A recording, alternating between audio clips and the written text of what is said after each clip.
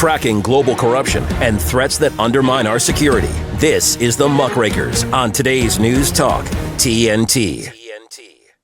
Well, hello and a very warm welcome back to the Muckrakers with me, Andrew Eborn and James Freeman, and we're shortly to be joined by the wonderful Dan Wootton as well. And we were looking at Starmageddon and the effects that basically a Labour government's had over the last few weeks. They basically say that things are going to get even worse, and we should expect an announcement when he makes his first Prime Minister's address to the nation.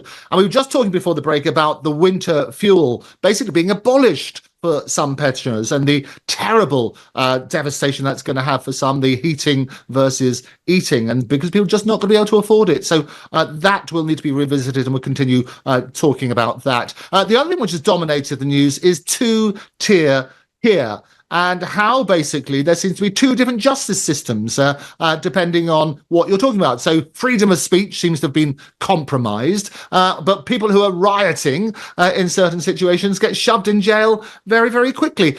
Let's have a look at some of that then, James, because we had just before this, there was this terrible video that went round about Nando's, and I'm sure you saw this, a waitress who was assaulted in Nando's. From what we can see, this event, the video's only just been released. It happened in March, we're told, but so far nobody's been arrested. What's your take on all of that? Yeah, I think this is pretty despicable, actually, from the Met. This was reported, I think, 3 months ago now, not just by the employee, the waitress, but also by Nando's, the chain as well. And this only seems to have come to light now, because actually, you know, I think the waitress has exhausted all avenues. So she reported the original crime to the police, and then nothing was done. And so she's made a formal complaint about the Met, about those police officers, because they've not done anything about it. And of course, I think, you know, I don't think anybody chooses really to be put in the spotlight like she is at the moment and that situation. But I guess she's been just left with no choice, really, because when you watch that video, it's pretty shocking. She doesn't know this man. He sat there with his wife, and I think there was somebody else at the table as well. And it was the child. It was the child at the table. It was basically the man and his, what we assume was his wife and a young child. The waitress came over with what appeared to be the food, and as soon as she put the food down, she was then, it appears that she was hit with a plate in the head. The wife then grabbed the child, and the wife and the child and the man left. Now, as I understand it, when you go into Nando's, they've obviously got CCTV footage. I think sometimes you have to prepay in certain Nando's, so they could easily track this person down. What I don't get, the optics on this are appalling. The dragging of the heels, if you like. I don't know why they haven't acted so quickly. What's your take? Yeah, exactly. I think it's absolutely despicable. I mean, look, I think what you need to do is turn it around and say, if that was a guy, a white man, in an England shirt, maybe, and that he had done that to a waitress, I think it would have been on the national news, and I think the police would have acted straight away. So there is a question mark. You know, I mean, look, lots of people have come out and said, you know, there is no two-tier policing, but there's a huge amount of evidence, actually, to the contrary of that. I mean, going back as far as the grooming gangs and all of the corruption there, the fact that police were basically advised, that the national guidance was that these girls, even though they were as young as 13, 14, 12 years old, some of them, that basically they were making a choice to get involved with sexually with these drug dealers, with these gangs. And therefore, you know, we shouldn't make too much of an issue of it. That was actual guidance that was given to the police. It was ignored at a political level as well. You know, so there's lots of evidence, not just from the last few weeks, although, you know, if we look for the last few weeks, we had the riots in Leeds, only 2 weeks before, maybe even closer than that, from the Southport riots. They set alight to a bus there and absolutely demolished the local community. Did we see the same response then? Did the Prime Minister come out and said anybody caught involved in that would be sent to prison? Did they set up courts, special courts? No, they didn't. So look, you know, I think there's overwhelming evidence that there is a two-tier policing and justice system in the UK. So anybody who gets up and says there isn't is just lying. Well, and I think that's the evidence. I mean, the Met Police have acknowledged the incident now. That's what they said in a statement. They've admitted a failure to handle it properly. We were talking about apologising earlier. Well, they seem to be apologising for that. They say they're now investigating and taken a statement from the victim. So I've spoken about this for the last few days, including on Dan's show, Outspoken. He invited me on as a guest, and tit for tat, he said he'd come on the Muckrakers as a result. So he's still got to keep that promise, and we're hoping he will before the end of the programme. But the reality is this, is that I always say trust comes in on foot and leaves on horseback. And the reality is trust in the police at the moment is now at an all-time low, because there does seem to be these sort of two-tier system. And whilst there's this ongoing investigation, they need to turn around much, much quicker. Because if they can arrest people for so-called hate speech, and they can arrest people who are anti-immigration protest, or horrible labels they keep slapping on things like, say, well, it's far right. Well, we know that's not always the case. That's not a good way of handling things. So two-tier Kier, as he's now become known, has got to deal with it, doesn't he? He does. I mean, the other thing to talk about here, about the wider context, is when the Conservatives came to power in 2010, the first thing they did is lay off, I think it was around 10,000 experienced police officers. And, we talk about the Uni Party. What do they do only a few years later? Well, they hire, they replace all those police officers with much younger recruits. I'm suspicious that was all done on purpose, because they wanted the old guard rid of. They wanted a new force of basically officers that have been trained very, very differently. They're trained these days based upon protocols, tick box policing, instead of actually using their head and using their nous and actually looking at the situation and trying to sort of treat things fairly. I think this is, again, it's not by accident all of this is happening. We've got a more authoritarian police force. But yeah, you're right, Andrew. I think trust in the police, and this has been coming for a long time. It's even, they've not done themselves any favors when you look at the fact that they're painting their cars in the rainbow flag, that they're taking the knee.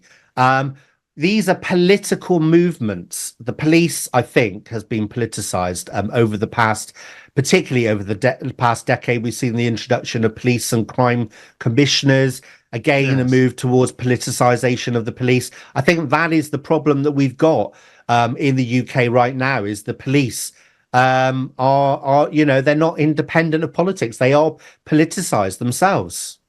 No, fantastic. Fantastic points there. What I'm delighted is that in this sort of era when everybody's changing, well, I can confirm that now Dan Wootton has changed into Basil Valentine, and he's joining us now. Basil, we are behind the scenes trying to work with Dan and his brilliant team there at Outspoken to get Dan on. But thank you for joining us again, Basil. Always a pleasure to have you here on the Muckrakers. We've been looking yet again at two-tier Kier and the absurdity where you have things like this person who was assaulted in this Nando's restaurant, happened in March, so we still haven't got a resolution to that, but a rioter who shouted in a police dog's face has been jailed for 20 months. What's your take on all of this? Well, I don't know if you know what happened yesterday in London, but a woman is now fighting for her life after being stabbed at the Notting Hill Carnival. A 33-year-old was among 3 stabbings yesterday. There were 8 last year.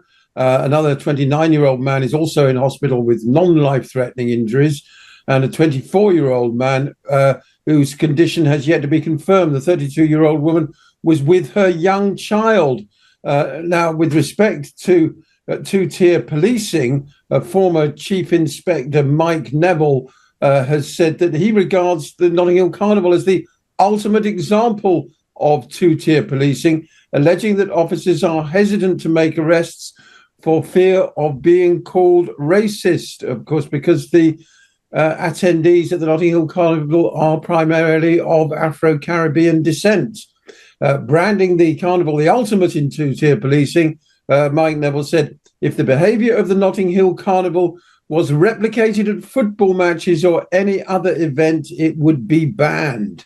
He added, you see people openly smoking drugs, abusing police officers, dancing with female officers to the point of sexual assault.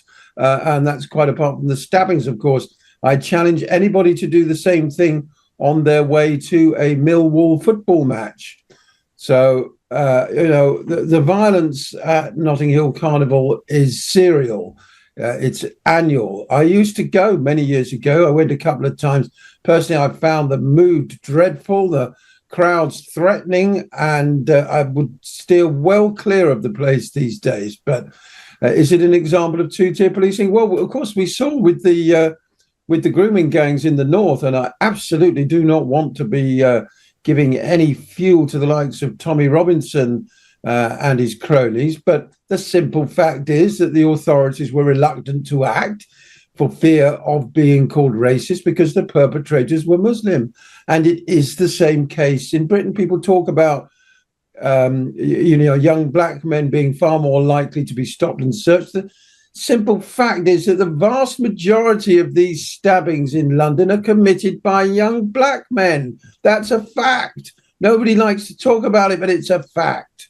Well, we do talk about everything here on TNT, and I always say that our only mistress is the truth, and justice is supposed to be blind, and it's blind to race, colour, creed, and so on and so forth. But obviously our thoughts go out. This is where the focus should be, is to the victims in all of this, because as you say, a 32-year-old woman, she's in a life-threatening condition in a hospital after being stabbed at the Notting Hill Carnival. This is what the Met Police themselves have done, Andrew, to warrant being stabbed to the point of the edge of her life. She's with her small. What could she have done? Trodden on somebody's toe, spilt some beer on someone.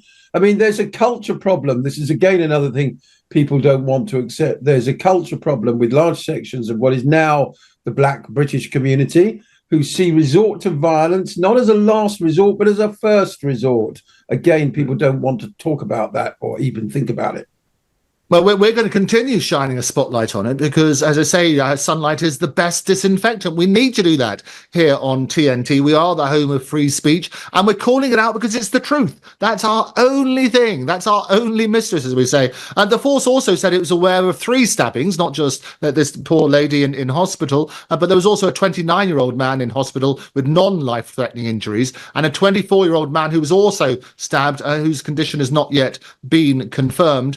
From the stats I've seen, the new stats all the time, there were 15 officers were assaulted, although none were seriously injured, and there were 90 arrests had been made on Sunday. Obviously, we're going to get updated statistics all the time, and we will bring those here because that's the reality. We need to shine a spotlight and say, look, if crimes are being committed, we don't care what colour, creed, religion, so on and so forth. Justice has to be blind, and justice must be enforced. I mentioned at the beginning of this about the rioter who shouted. This was the report in the media. They shouted at a police dog's face, was jailed for 20 months. Well, that was a slight media distortion because it implies that just the shouting into the police dog's face was the reason they were jailed for 20 months. Actually, there was much more to it than that. There were also racist slurs. There were various other intimidation of people who were there. But the speed at which this particular justice happened to Bradley McCarthy was his name. He was sentenced last Tuesday after he was caught on video threatening left-wing protesters, they say, at an anti-immigration rally in Bristol. Well, that was last Tuesday, but going back to the Nando's case, that was last March, and we're still left without an answer. What's your take on that, James? Yeah, I mean, look, Andrew, there's lots of examples of this. Actually, I've got there's a guy in Wales here, actually a local boy to me, and he has been jailed for a video that he put on Facebook. Now, I've got the video in question. I've watched it, and there's points where I think maybe he's being alarmist because he's talking about, his anxieties about these undocumented people maybe being placed in his community. He says we've got to do something, but what he actually says we've got to do is talk to the politicians. We've got to take action. We've got to stop this. And he goes on, it goes about 10 minutes long, the video, but never, ever does he actually say anything, I think, that warrants him being arrested and put in jail? But that's what's happened. He's been remanded in Cardiff prison, and he's waiting a hearing as we speak. I am going to be covering this on the Freeman Report, by the way. His wife is going to be appearing at some point over the next week. But it's absolutely disgraceful what's happening. I mean, they're trying to bully him into pleading guilty to get time off, which is what they've done to a lot of these people. And I think it's absolutely disgraceful that people are being given long jail sentences, you know, for saying some things. Yes, it might be foolish what they've said, but we have to make a distinction between saying words online and actual violence on the streets. And it's violence on the streets. I've got no qualms with people being put away for 3, 4, 5, 6 years, depending on the severity of the violence they caused. That's fine. I don't think any sensible person would argue against that, because we cannot have that being the solution to the problems we have in society. But to put people in jail... He was also accused of goading people. I mean, I didn't know that goading was now a criminal offence. It's really bizarre stuff, James, isn't it? Well, it's weird, and one of the reasons I make this point that they started televising sentencings of legal cases was basically not that justice is done, but it's seen to be done, and to understand the sentences that are given. And it really is supposed to be a scientific, it's not supposed to be subjective, but objective. And what's called the Sentencing Council, they set out a tariff, and if you do something which is makes it worse, aggravating, then you have it's a higher than the normal tariff, and if it's mitigating circumstances, it's lower. And it's all supposed to be transparent. And the problem in the media is we don't always fully report it. And we're going to look a bit more at that straight after these messages.